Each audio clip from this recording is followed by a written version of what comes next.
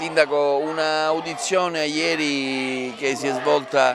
in commissione dove è presidente l'onorevole Maggio per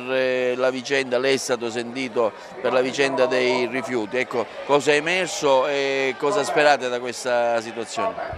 Allora, sì, siamo stati sentiti sia io che il Presidente della SRR ieri nella quarta commissione ambiente proprio per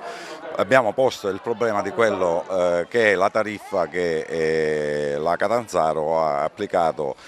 autonomamente, quasi raddoppiando quella che era il costo di conferimento,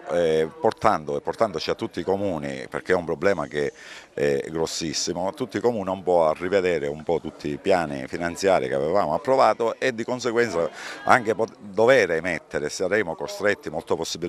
probabilmente ad emettere dei ruoli supplitivi su quella che era